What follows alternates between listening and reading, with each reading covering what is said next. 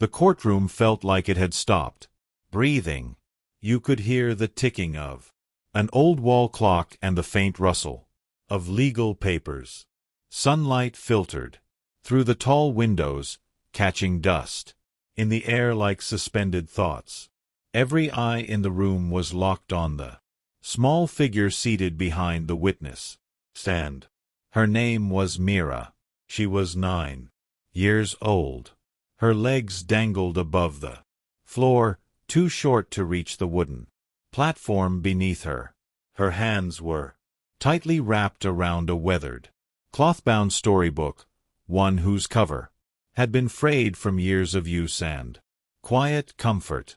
Mira wasn't wearing anything remarkable, just a soft pink dress with tiny embroidered stars, the kind you'd wear to feel brave even when you weren't. But this wasn't a school recital. This wasn't even a bad dream.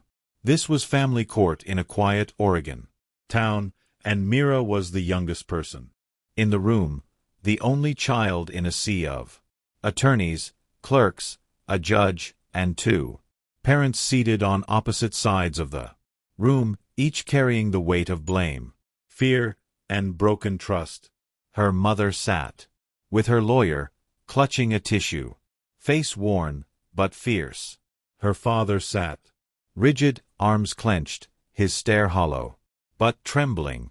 Tension buzzed beneath the silence like an electric hum, but Mira wasn't looking at either of them.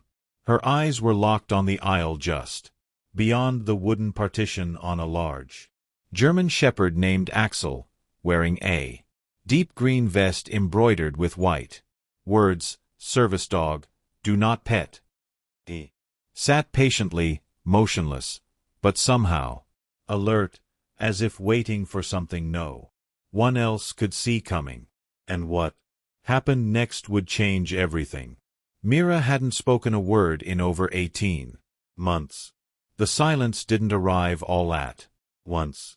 It crept in slowly until even the smallest sound she used to make, humming, laughing, asking for bedtime stories, faded like chalk on rain-washed pavement. It wasn't because she didn't have anything to say. It was because saying anything had once led to something terrifying. No one in that courtroom knew the whole story. Not the attorneys, not the bailiff, maybe not even the judge. But Mira's mother knew. And somewhere deep down, despite his blank expression, her father knew, too. It had happened on a cold winter night. Mira's father had been pacing the house, anger bubbling just beneath his skin. One wrong word, one wrong glance, and everything exploded. She had tried to run, tried to hide, but he caught her, shook her hard. Hard enough to leave bruises. Hard enough for everything to go dark. The bruises faded in time, but something else broke. Her voice, her safety, her belief that the world could be trusted. Gone just like that. In the days that followed, she didn't cry, didn't scream. She folded into herself, as if disappearing was the only way to stay safe. Her spirit didn't just dim, it fractured. She stopped reaching for hugs. She stopped asking for stories. Was as if a small bright part of her had vanished and no one could call it back. Therapists tried months of therapy sessions, drawing circles with crayons, playing with dolls, even medications. Nothing worked. Mira kept her lips sealed and her eyes down. Wasn't defiance. It was fear. Pure, learned fear. Then came Axel, not as a fix, but as a lifeline. The first time they met, Mira sat cross-legged on the floor of the therapist's office, barely blinking. Axel lay quietly across the room, observing her with those deep, intelligent eyes. He didn't move. He didn't beg for attention, But something passed between them. In that silence, Axel seemed to know without instruction or training that this little girl was the one he needed to protect, the one who needed to be reminded she still mattered. He was introduced cautiously as part of a trauma recovery program. At first, Mira didn't even touch him. But Axel waited, quiet, patient, gentle. He never barked, never rushed. He simply laid nearby, breathing steadily, matching her pace. It took weeks for her to place a hand on his back, months before she made her first. And slowly Mira began to communicate, not with people but through Axel, a soft touch, a specific movement, a nod followed by a signal they had practiced in therapy. He wasn't just a comfort animal. According to her psychologist, Axel had become something far more powerful, a bridge to the world she no longer believed in. And now that bridge stood tall and silent, just feet away from where Mira sat, waiting for her to cross.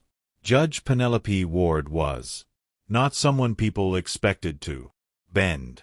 She had served on the bench for over 25 years through civil disputes, custody battles, and more broken families than she cared to remember. Her reputation was crisp, clinical. She followed the law to the letter. She did not entertain emotion, theatrics, or sentiment. To many, she was respected. To some, feared, but never underestimated. On this morning, she sat tall in her chair, a pair of silver reading glasses perched low on her nose, her robe perfectly pressed, her hair pulled back in a no-nonsense bun, the kind of judge who made even seasoned lawyers sit up straighter. But something about today was different.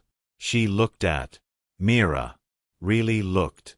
There was no courtroom protocol in that gaze, no calculated legal assessment, just quiet observation. The way the girl clutched her book, the stiffness in her shoulders, the fact that her feet didn't touch the ground, and then the smallest shift, the flicker of Mira's eyes toward the back of the room, toward the dog. Judge Ward glanced at the German shepherd seated calmly behind the wooden barrier. She had approved the motion to allow the service dog after reading the psychologist's testimony, but she hadn't expected to see this. A girl held together by silence, a dog holding space. For her to be more than that. The judge leaned forward slightly. Mira, she said, her voice softer than anyone in the courtroom had ever heard it. I need to ask you something. You don't have to answer with words. If you're not ready, you can nod or shake your head or look at Axel. We'll understand. Mira didn't respond, not right away. The silence stretched long enough to feel heavy. No one dared to speak. Not the attorneys, not the clerk, even the court reporter had paused, fingers hovering over the keyboard as if afraid a keystroke might shatter the moment. Mira remained perfectly still, except for her hands. Her left hand stayed curled around the frayed spine of her storybook, but slowly, carefully, her right hand began to rise.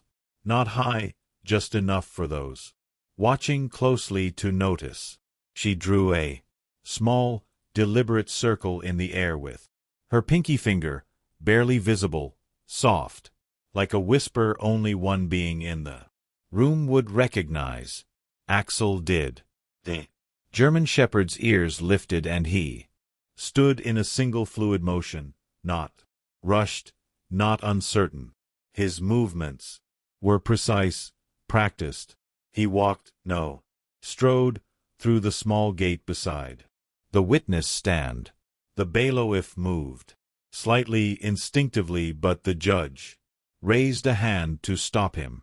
Everyone watched as Axel approached Mira, turned, and sat at her side, facing the courtroom as if taking a post.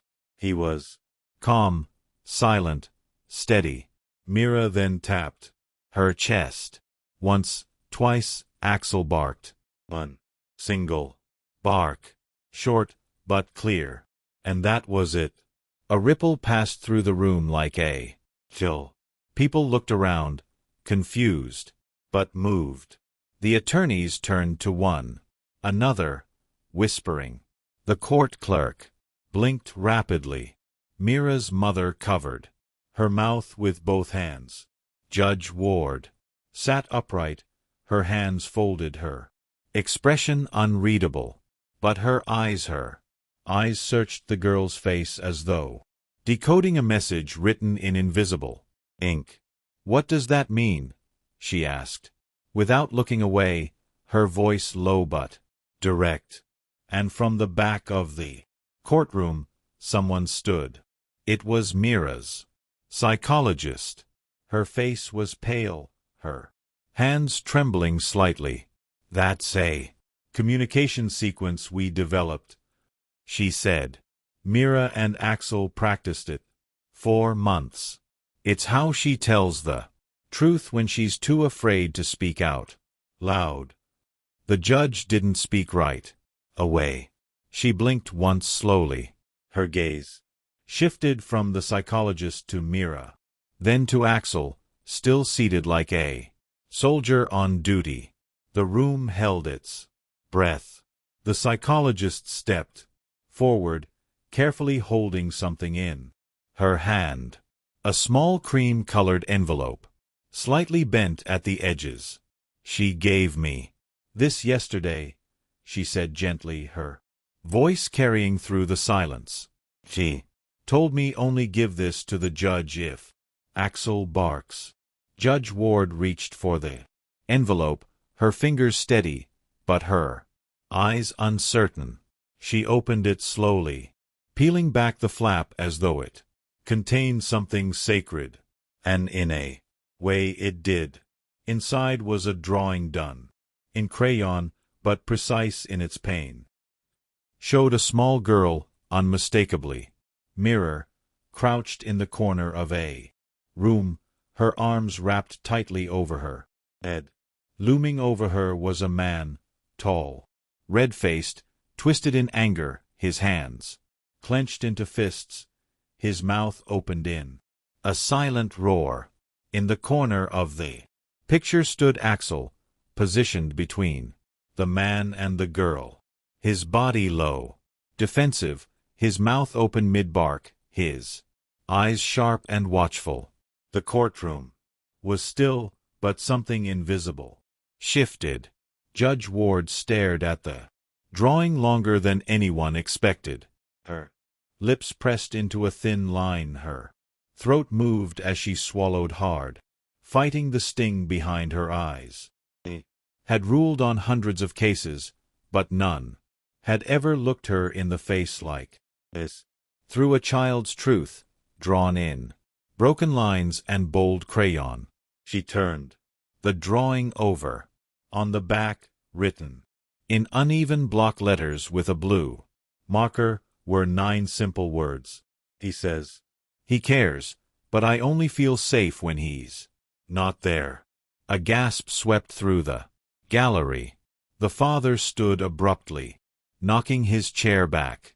"This is absurd. That dog's trained. She could have it down."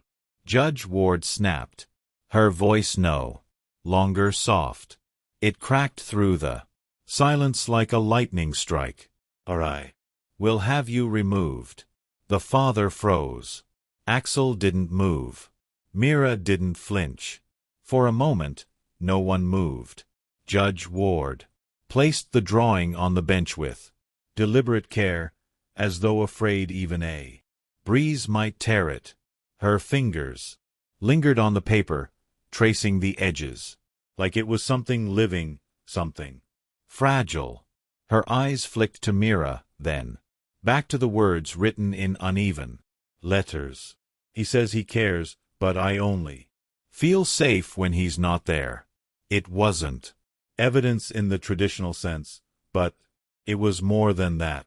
It was a child's raw truth, unfiltered by adult logic or legal argument. And in that courtroom, with all its formality and rules, that truth hit harder than anything written in a report. The father remained standing, face flushed with anger, chest heaving. She's manipulating you, he barked, pointing at Mira. She's using that dog. This whole thing is coached. Judge Ward didn't even blink. This court, she said coldly, does not take well to intimidation. You may sit or you may be escorted out. His mouth opened as if to argue, but the bailiff took a single step forward. The father sat. Silence returned. Axel remained perfectly still, his gaze locked forward, but his body leaning ever so slightly into Mira's leg. A silent reassurance. I'm here. And Mira, she hadn't moved, not even flinched through her father's outburst.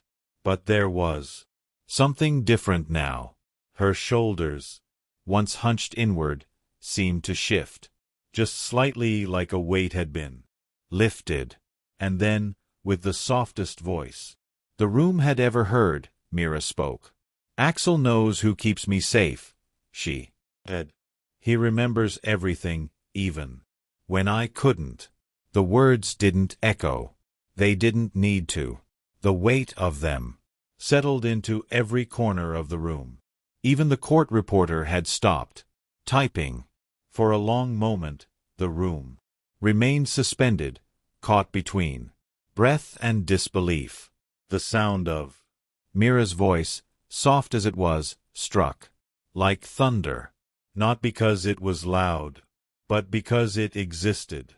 After 18 months of silence, the courtroom had been witness to a miracle. Quiet, but seismic. Judge Ward didn't hide her reaction. She blinked several times as if making sure she had truly heard the words. She leaned forward, both elbows resting on the bench, fingers clasped together.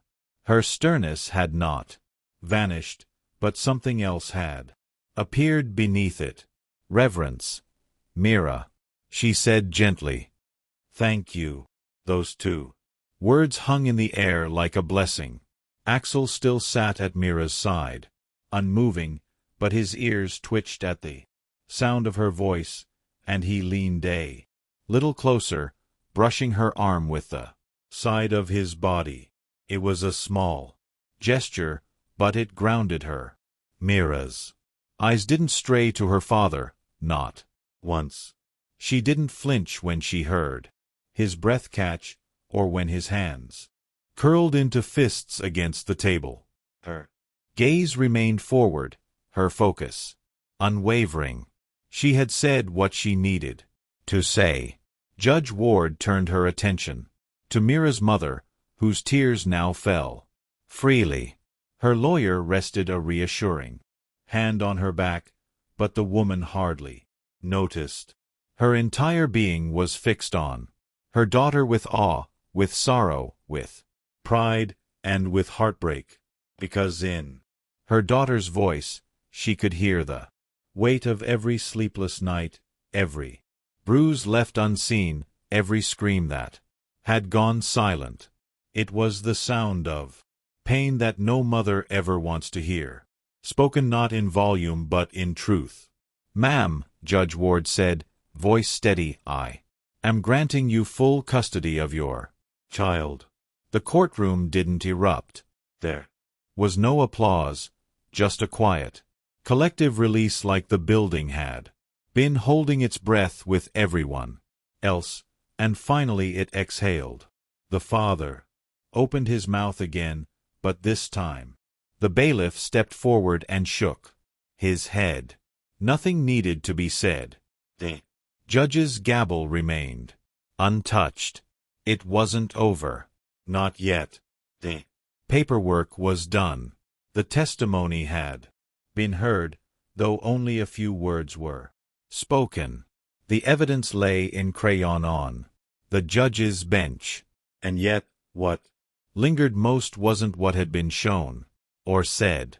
It was what had been felt. Judge Ward gathered her files with practiced precision, stacking them neatly before her.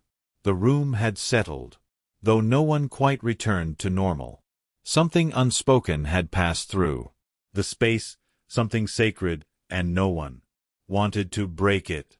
Her hand hovered above the gavel, poised to bring the session to a close. But she paused. Her eyes moved from the mother, quietly, weeping in gratitude, to the father, sitting rigid and defeated. Then to Mira, still seated on the witness stand, Axel, steady by her side, the book in her lap, now resting slightly open. The judge looked directly at the child, and for a rare moment in her long career, her voice wavered. "You've said more with a single signal than most adults say in 1,000 words," she whispered.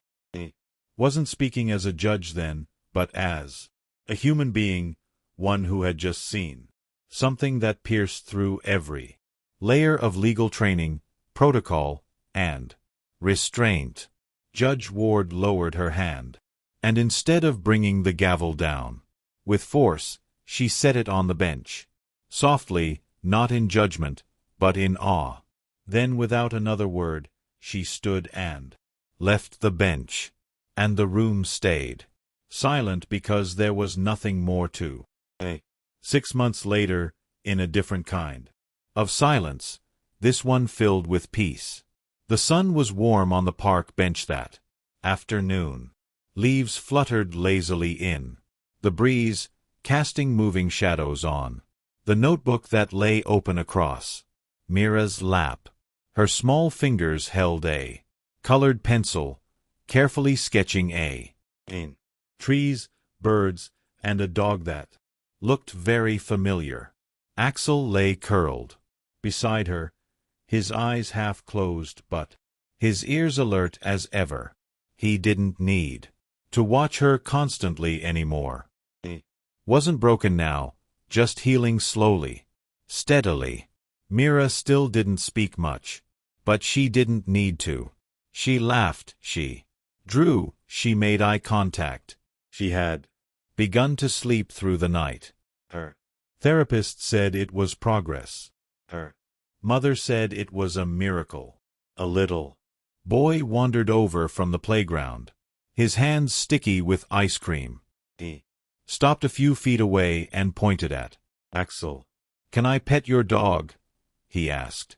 Mira looked up, the corners of her lips lifting. She didn't answer right away. For a split second, her fingers twitched with hesitation, a trace of the girl who once disappeared inside silence. But then she set her pencil down, closed her notebook, and gently tapped her chest. Axel gave a single friendly bark and wagged his tail. The boy laughed, and then so did Mira. A real laugh, the kind that caught in her chest and spilled out like sunshine. Not just sound, but life. The kind of laugh that told the world she was still here, that the bridge was working, that healing had begun.